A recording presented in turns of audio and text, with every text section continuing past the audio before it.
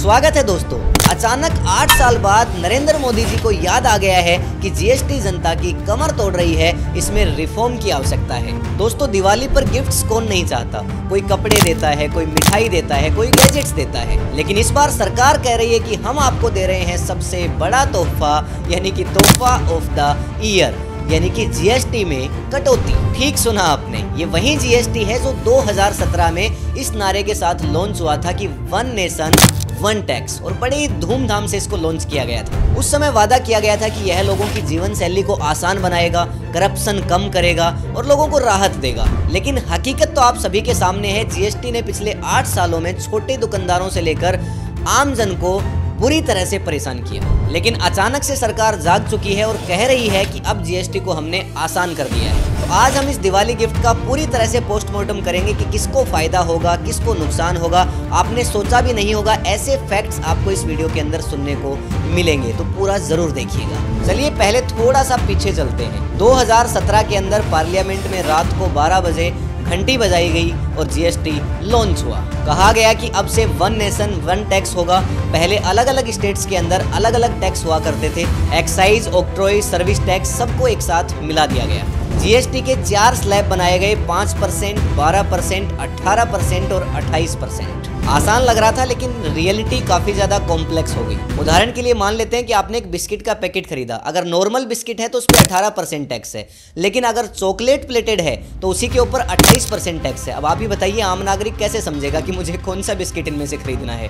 रोटी के ऊपर 0% जीएसटी, लेकिन पराठे के ऊपर 18%। यानी कि अगर आपने आटा गूंथकर घर में रोटी बनाई तो आसान है, लेकिन अगर गलती से आपने पराठा लिया तो ये इसको लग्जरी आइटम में काउंट किया जाएगा। तो जीएसटी सिंपल होने के बजाय और भी ज्यादा कंफ्यूजिंग बन गया था। तो अब सरकार ने कहा कि चलिए इसको सिंपल करते हैं, और यही है जीएसटी 2.0, या फिर आप 2.0 बुला सकते हैं। तो अब सरकार ने क्या बदला? पहले जीएसटी के 4 स्लैब्स थे, अब उन्हें 2 स्लैब कर दिया गया है। 0% और 5% रोजमर्रा की जरूरत की चीजें, 18% ज्यादातर सामान और सर्विसेज, 40% लग्जरीज एंड जैसे कि स्मोकिंग सिगरेट हो गया, गुटखा हो गया, अल्कोहल हो गया, इन सभी पर। उदाहरण के लिए यदि शैम्पू और साबुन की बात करें तो अगर पहले शैम्पू की बोतल 200 रुपए की थी तो उस पर 18% जीएसटी था, यानी कि 236 रुपए की आपको बोतल पड़ेगी। लेकिन अब 5% सस्ता, यानी कि 210, यानी सीधा ही 26 रुपए का फायदा। एक और उदाहरण से समझें तो पहले डेयरी प्रोडक्ट्स के ऊपर कंफ्यूजन था कि टैक्स ज्यादा लगेगा, लेकिन अब साफ कर दिया गया है 0 से 5% ही रहेगा, यानी आपकी ग्रोसरी सीधे सस्ती होगी। लाइफ और हेल्थ इंश्योरेंस के ऊपर 18% जीएसटी था, यानी कि अगर 50,000 का प्रीमियम है तो वो आपको 59,000 का पड़ेगा, लेकिन अब सीधा ही 9,000 रुपए का फायदा है। अगर कार्स और इलेक्ट्रॉनिक्स की बात करें तो पहले आप अगर 5 लाख की छोटी कार खरीदने जाते तो वो 28% जीएसटी के साथ आपको लगभग 6.4 लाख, यानी कि 6.25 लाख रुपए के आसपास पड़ती। अब 18% जीएसटी के साथ लगभग 5.9 लाख, यानी 5.9 लाख, यानी 50,000 रुपए का सीधा फायदा होगा। इसी प्रकार से एसी, टीवी, फ्रिज, इन सब चीजों के दाम कम हो सकते हैं। यानी थ्योरेटिकली तो ये सब चीजें बहुत अच्छी लग रही हैं, लेकिन रुकिए, असली कहानी अभी बाकी है। अब देखते हैं कि कॉमन मैन को इस जीएसटी के नए स्लैब से किस प्रकार फायदा होगा। इसको हम एक मिडिल क्लास परिवार के मंथली बजट से समझ सकते हैं। मान लीजिए किसी परिवार का बजट 5,000 रुपए है तो 18% जीएसटी के हिसाब से 900 रुपए टैक्स बनता है। अब वही टैक्स 5% है एवरेज, यानी कि सिर्फ 250 रुपए टैक्स के लिए जाएंगे, यानी महीने की 650 रुपए की बचत और साल भर में लगभग 7800, यानी 7,800 रुपए की बचत होगी।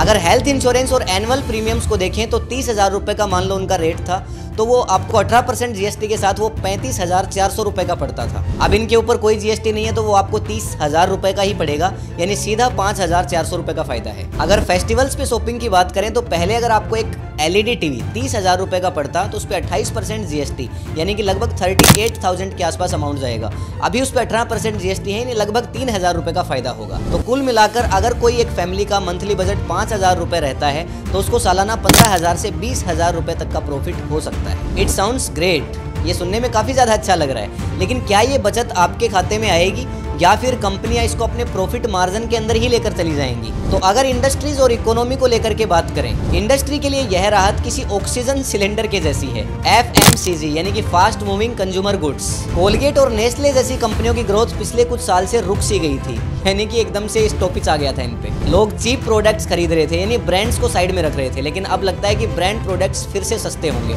यानी कि इन कंपनियों का प्रॉफिट फिर से बढ़ेगा। अगर उदाहरण के लिए बात करें तो कोलगेट ब्रांड का टूथपेस्ट पहले लोकल ब्रांड से लगभग 25% महंगा था, लेकिन अब ये गैप कम होगा। अगर ऑटो सेक्टर की बात करें तो पिछले 3 साल से मंदी में है, यानी कि काफ़ी ज़्यादा उनकी सेल गिर चुकी है। 2 व्हीलर्स भी लोग बहुत कम खरीद रहे हैं क्योंकि लोगों के पास पैसा नहीं है, टैक्स ने कमर तोड़ रखी थी। लेकिन अगर अब देखा जाए तो एल्टो 50,000 रुपये सस्ती हो जाएगी, तो शायद इसकी डिमांड में कुछ बूस्ट आए। इंश्योरेंस और हेल्थ केयर के बारे में बात करें तो पहले नॉर्मल लोग जो थे वो इनको अवॉइड करते थे क्योंकि टैक्स काफ़ी ज़्यादा जुड़ता था। अब हो सकता है लोग इनको थोड़ा सा ज़्यादा प्रेफर करें। तो रिजल्ट क्या होगा? इकोनॉमी के अंदर कंजप्शन बढ़ेगा, डिमांड बढ़ेगी, तो टेम्परेरी पुश भी मिलेगा जीडीपी को। लेकिन हर गिफ्ट के साथ में एक हिडन कॉस्ट भी आता है, यानी कि कुछ ना कुछ फायदे हैं तो नुकसान भी जरूर होंगे। तो अब आते हैं असली समस्याओं पर। पहली चीज, सरकार को बहुत भारी रेवेन्यू का लॉस होगा, यानी कि लगभग 48,000 करोड़ रुपए का लॉस सरकार के साथ देखने को मिलेगा। अब सवाल यह है कि क्या ये स्टेट्स के फंडिंग से काटा जाएगा या फिर सरकार डेप्थ लेगी? कोई तो ये गैप भरेगा ना। काफी सारे स्टेट्स की नाराजगी भी देखने को मिल सकती है। पंजाब ने साफ कहा कि हमें जीएसटी का अभी तक 60,000 करोड़ कंपनसेशन नहीं मिला है, यानी कि उनके पास टीचर्स और डॉक्टर्स को देने के लिए सैलरी भी नहीं है।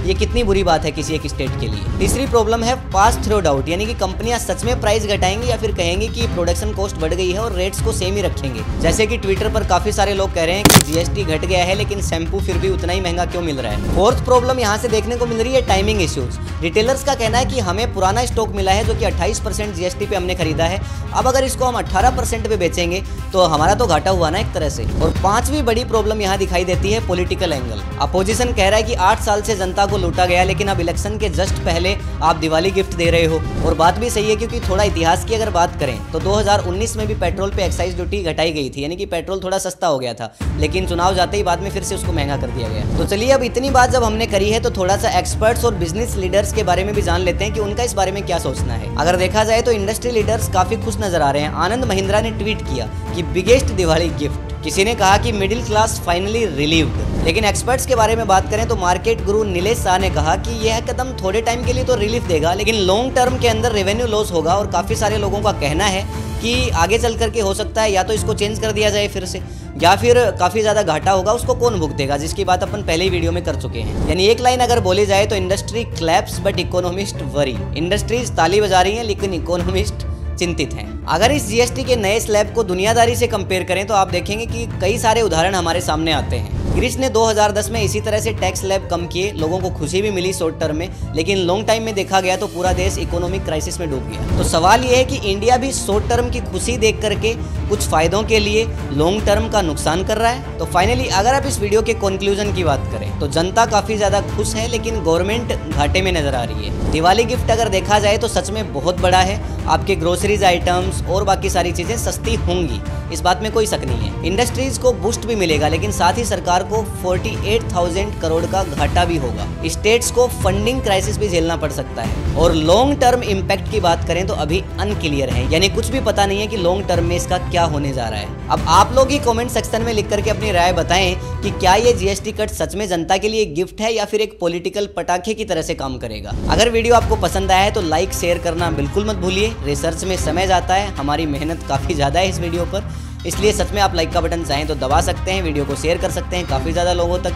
हम मिलेंगे आपसे एक और नए वीडियो में, तब तक के लिए जय हिंद जय भारत।